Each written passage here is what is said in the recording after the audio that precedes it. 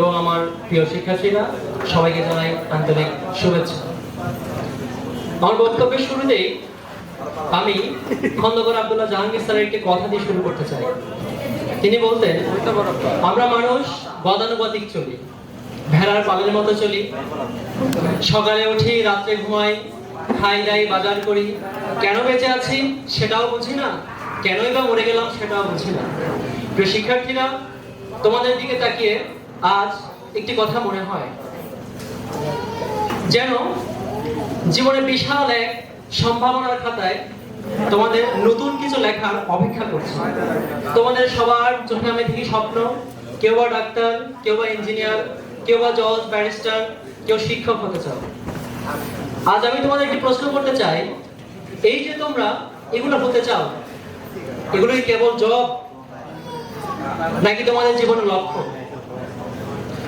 তুমি জীবনে কি হতে চাও এটা জানা জরুরি, তার চেয়ে বেশি জরুরি হলো কেন তুমি সেটা হতে চাও। তোমরা যখন কেন হতে চাও এই উত্তরটা পাবা, তখন সেটা কিভাবে অর্জন করতে হবে সেটা পরিষ্কার হয়ে যাবে। সুতরাং জীবনের লক্ষ্য মানে এটা কোনো নামই পেশা নয়। জীবনের লক্ষ্য মানে হচ্ছে তোমার ভেতরে লুকিয়ে থাকা সেরা মানুষটাকে জাগিয়ে তোলা, পৃথিবীর বুকে তোমার কিছু নাম রেখে যাওয়া, সর্বোপরি মানুষের জীবনে আলো এনে দেওয়া। তবে মনে রাখবা, এই জীবনের লক্ষ্য খুঁজে পাওয়া সহজ কাজ নয়।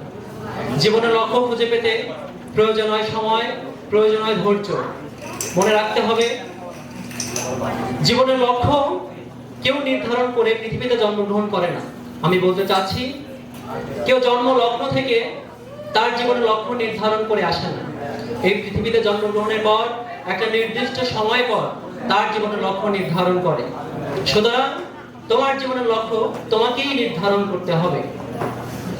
শুধু লক্ষ্য নির্ধারণ করলেই চলবে না, সেই লক্ষ্যকে পূর্ণ করার জন্য প্রতিদিন নিজেকে এগিয়ে নিয়ে যেতে হবে।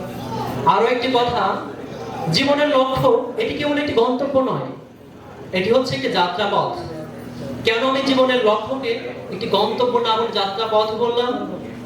তোমরা যেহেতু এখন ইন্টারমিডিয়েটে পড়াশোনা করছো, তোমরা যখন এসএসসি লেভেলে ছিলা, তোমাদের কেউ একজন এসে বলতো তোমরা পড়াশোনাটা এসএসসি কোনোভাবে পাস করো, একটা ভালো রেজাল্ট করে ভালো কলেজে ভর্তি হও, তখন আর তোমাদের পড়াশোনা করতে হবে না, তোমরা এমনি এমনি পাস করে যাবা।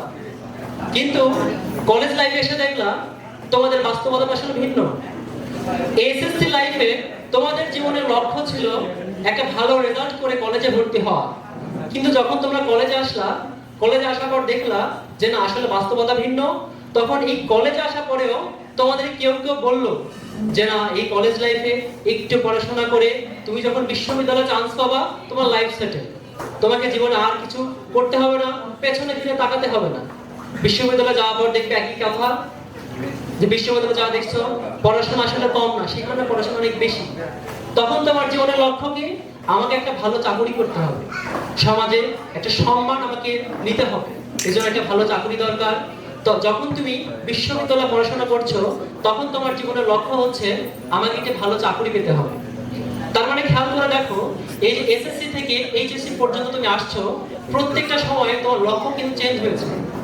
প্রথম লক্ষ্য ছিল এরকম যে আমাকে এসএসসি পাস করতে হবে, তারপরে আমাকে এইচএসসি পাস করতে হবে, এই প্রত্যেকটা ছিল একটা লক্ষ্য।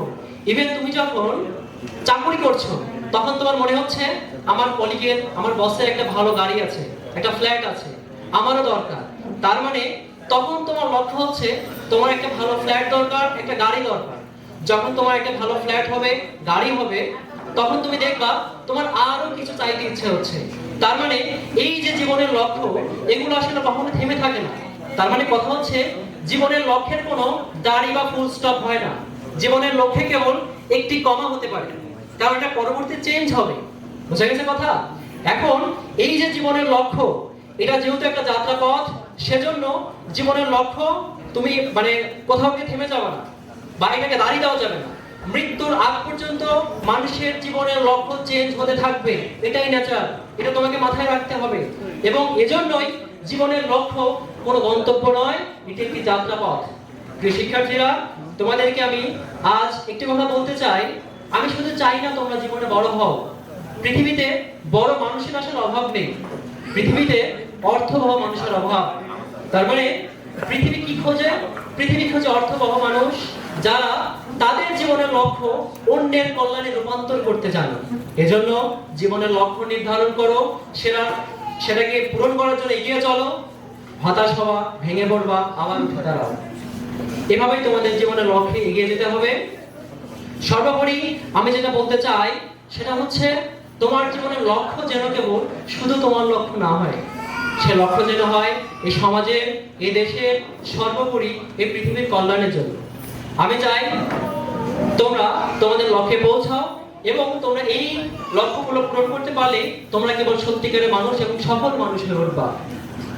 আজ এই বিদায়ের ক্রান্তি লগ্নে দাঁড়িয়ে আমার আরো কিছু কথা মনে পড়ে যায়। তোমরা যারা বিদায়ী শিক্ষার্থী আছো, তোমরা ছিল আমার প্রথম ব্যাচ, প্রথম থেকে শেষ পর্যন্ত তোমাদের সাথে আমরা ছিলাম, আমি ছিলাম পার্সোনালি তোমাদের সাথে। এই মনে হলো কিছুদিন আগে শুরু করেছি, 2 বছর পার হয়ে গেছে। একইভাবে তোমরা এখন যারা ফার্স্ট ইয়ার আছো, তোমাদের সাথে একটা সময় কি এই সময় আমরা এসে দাঁড়াবো। এখন যারা বিদায়ী শিক্ষার্থী আছো, তোমাদের হয়তো এখন কিছু মনে হবে না যে আমরা চলে যাচ্ছি, চলে যাবো, কোনো কিছু হবে না। কিন্তু মাথায় রাখবা, এখান থেকে যখন চলে যাবা, কিছুদিন পর যখন আমাদের সেই চিরচেনা ক্লাসরুমে তোমরা যখন আসবা না, তোমাদের কেউ বলবে না, ক্লাসে ঢুকেই বলবে না এই খাতা কলম বের করো, লেখা শুরু করে দাও।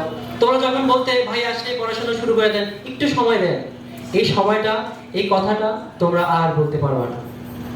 ক্লাস যখন শেষ মুহূর্তে তোমরা যখন খাতা কলম গুছায় ব্যাগ উঠাইতা এবং আমি বলতাম যে আরো একটা ম্যাথ আছে, হোমওয়ার্ক আছে, করে ফেলো, তোমরা একটু বিরক্ত হয়ে যেতা।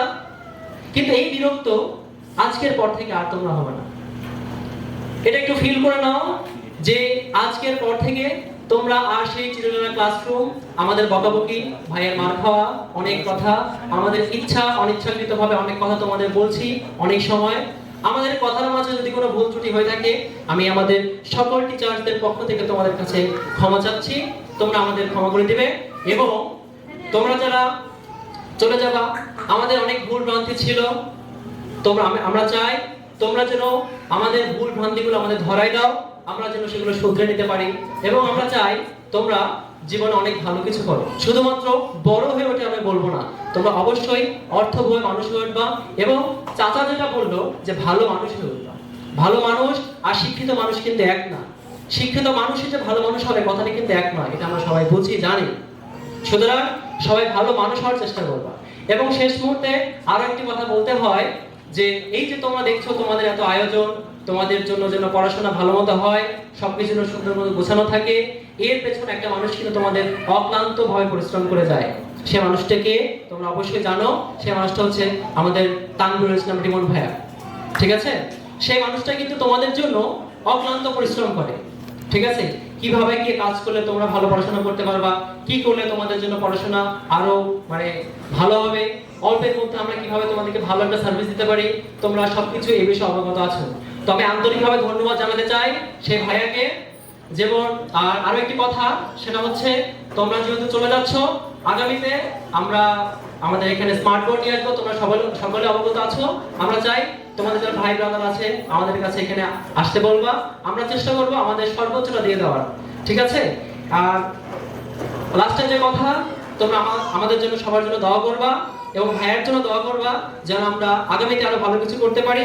এবং সব সময় তোমরা আমাদের পাশে পাবা, যে কোনো সময়, যে কোনো মুহূর্তে, যে কোনো প্রয়োজন আমাদের বলবা, আমরা চেষ্টা করবো তোমাদের সহযোগিতা করা। ধন্যবাদ সবাইকে। সবার সুস্বাস্থ্য কামনা করে আমি আমার বক্তব্য শেষ করছি। আল্লাহ হাফেজ।